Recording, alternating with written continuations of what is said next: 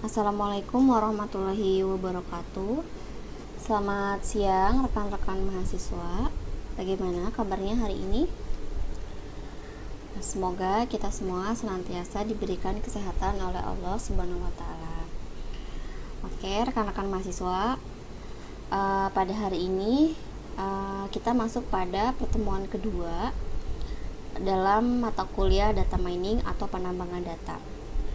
Materi pada hari ini kita akan membahas tentang tahapan umum dalam penambangan data.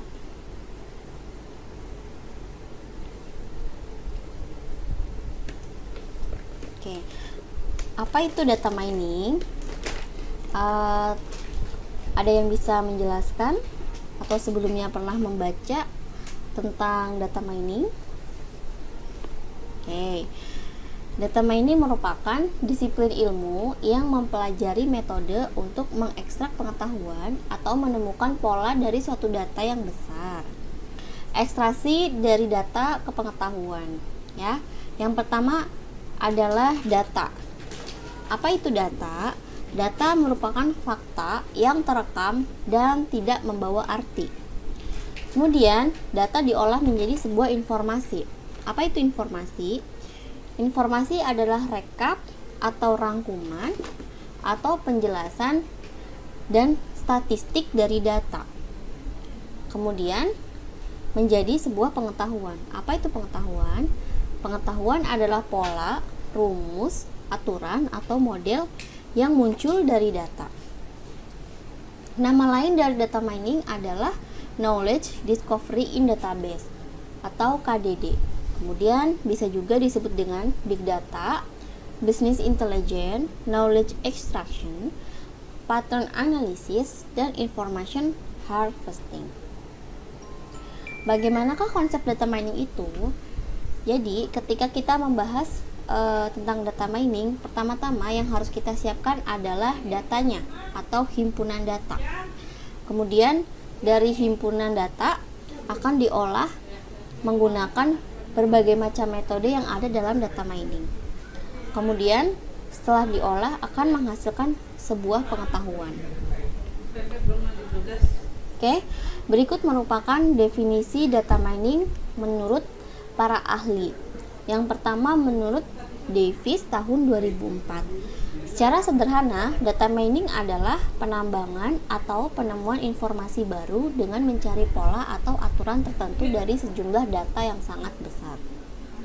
Menurut Pramudiono tahun 2007, data mining juga disebut sebagai serangkaian proses untuk menggali nilai tambah berupa pengetahuan yang selama ini tidak diketahui secara manual dari suatu kumpulan data.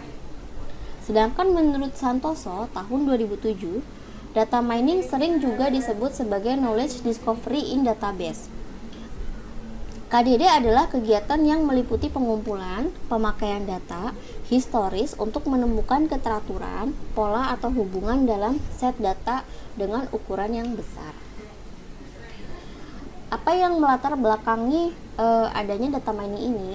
Yaitu karena manusia ini memproduksi beragam data dengan jumlah yang sangat besar. Contohnya data-data yang berhubungan dengan astronomi, data yang berhubungan dengan bisnis, kedokteran, ekonomi, olahraga, cuaca, data finansial, dan berbagai macam data-data yang lain.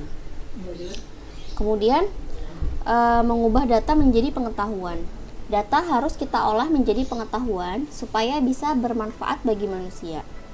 Dengan pengetahuan tersebut, manusia dapat melakukan estimasi dan prediksi apa yang terjadi di depan, melakukan analisis tentang asosiasi, korelasi, dan pengelompokan antar data dan atribut, membantu pengambilan keputusan dan pembuatan kebijakan. Segitiganya adalah seperti ini. Di bawah adalah data yang paling dasar, kemudian menghasilkan informasi di tengah, dan kemudian yang paling atas menghasilkan knowledge atau pengetahuan. Nah, seperti ini kurang lebih. Nah, dari secara sederhananya, kumpulan data itu dapat menghasilkan sebuah informasi. Kemudian kumpulan informasi itu dapat menghasilkan sebuah pengetahuan, serta kumpulan dari pengetahuan akan menghasilkan suatu kebijakan.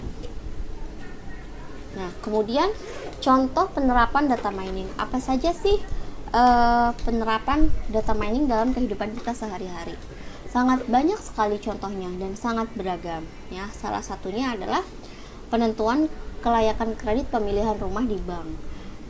Dengan menggunakan data mining, maka pihak bank dapat mengetahui kira-kira konsumen mana yang layak untuk diberikan kredit pembelian rumah seperti itu. Kemudian penentuan pasokan listrik PLN untuk wilayah Jakarta. Prediksi profil tersangka koruptor dari data pengadilan. Perkiraan harga saham dan tingkat inflasi. Jadi dengan adanya data mining pun para investor dapat mengetahui kira-kira ke depan harga saham akan seperti apa, apakah mengalami kenaikan atau mengalami penurunan. Kemudian analisis pola belanja pelanggan. Kemudian memisahkan minyak mentah dan gas alam. Kemudian penentuan pola pelanggan yang loyal pada perusahaan operator telepon. Deteksi pencucian uang dari transaksi perbankan, deteksi serangan atau intrusion pada suatu jaringan, dan masih banyak lagi contoh-contoh penerapan data mining dalam kehidupan di dunia nyata. Kemudian hubungan data mining dengan bidang lain. Data mining ini tidak berdiri sendiri ya, tetapi berkaitan dengan bidang-bidang ilmu yang lain.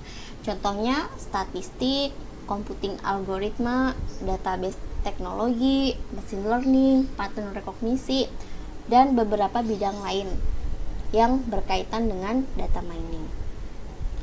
Kemudian, proses data mining itu secara sederhana dikelompokkan menjadi 4 tahapan. Yang pertama yaitu himpunan data. Nah, himpunan data ini adalah kumpulan data-data mentah dan kemudian diolah menjadi metode yang kemudian diolah menggunakan metode-metode yang ada dalam data mining. Kemudian metode-metode tersebut diolah menghasilkan sebuah pengetahuan. Setelah diolah menggunakan metode data mining menghasilkan sebuah pengetahuan. Kemudian pengetahuan tersebut akan menghasilkan evaluasi. Jadi dari pengetahuan tersebut tetap harus kita ukur akurasinya, ketepatannya seperti apa gitu. Nah, menggunakan evaluation ini. Nah, pada tahap himpunan data, pertama kita harus melaksanakan data cleaning. Nah, di dunia nyata banyak sekali data yang berpotensi salah. Misalnya instrumen yang rusak, kesalahan manusia atau komputer gitu ya, kesalahan transmisi dan lain-lain. Salah satu contoh dari data yang rusak itu seperti incomplete atau kurangnya dari sebuah atribut data, atau variabel tertentu yang hanya berisi nilai kosong. Contohnya, pekerjaan sama dengan kosong. Ini merupakan missing data. Kemudian noisy atau berisi kesalahan atau outlier. Contohnya, gaji sama dengan minus 10. Nah, ini kan tidak mungkin ya, gaji minus 10. Jadi ini pasti merupakan data yang tidak sempurna seperti itu. Kemudian adanya inkonsisten, yaitu berisi ketidaksesuaian dalam kode atau nama. Contohnya, usianya 42 tahun, tetapi tanggal lahirnya adalah tanggal 3 bulan 7 2010. Nah, tidak mungkin kan orang yang lahir tahun 2010 usianya saat ini sudah 42 tahun. Nah, contoh lain dari inkonsistensi yaitu misalkan ketika kita mendefinisikan peringkat di kelas, misalkan peringkat 1, 2, 3, nah kemudian diganti menjadi peringkat A, B, C. Nah, itu adalah suatu ketidakkonsistenan data. Kemudian discrepancy between duplicate record. Contohnya data yang hilang atau disamarkan. Nah, beberapa metode dalam data mining yaitu ada estimasi, Ada prediksi atau forecasting, kemudian klasifikasi, clustering, dan asosiasi.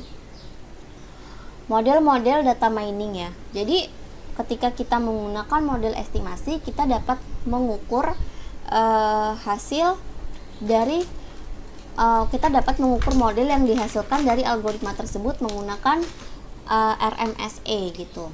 Kemudian bisa kalau model prediksi atau forecasting bisa menggunakan RMSE, MSE, MAPE, dan lain-lain.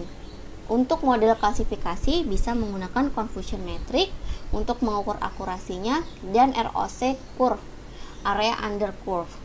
Kemudian untuk model clustering bisa menggunakan internal evaluasi.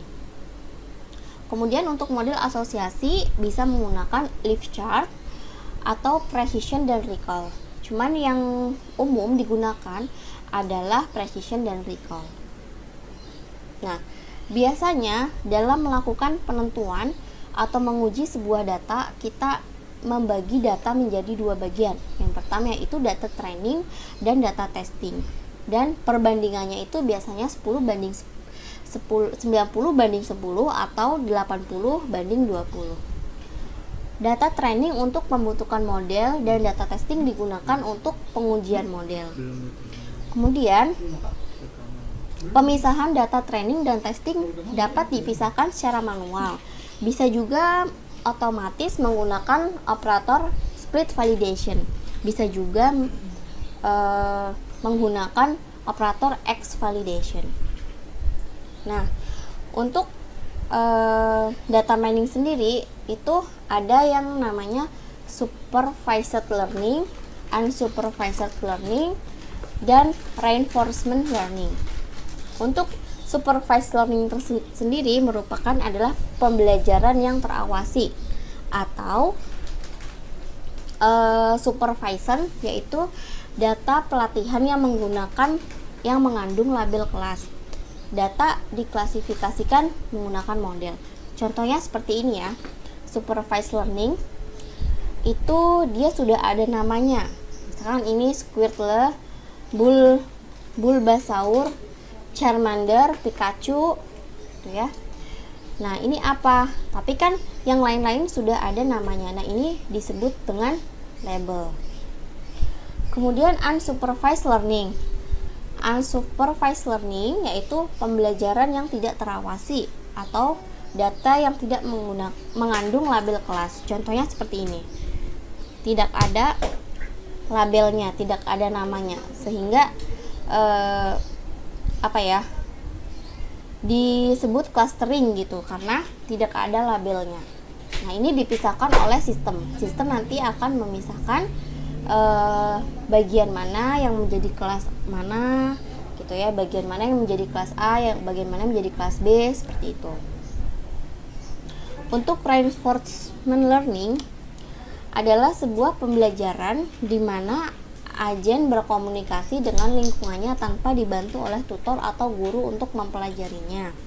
Tujuan dari reinforcement learning adalah untuk menentukan polisi di mana memilih sebuah aksi pada suatu step time yang mengantarkannya untuk mendapatkan jawaban terbaik dari lingkungannya. Nah, kemudian beberapa mata kuliah yang berhubungan dengan data mining. Jadi kalau kita membahas data mining, sangat erat kaitannya dengan mata kuliah yang lain seperti kecerdasan buatan, statistika dan probabilitas, aljabar linear, metode numerik, information theory, deep learning, dan lain-lain. Nah,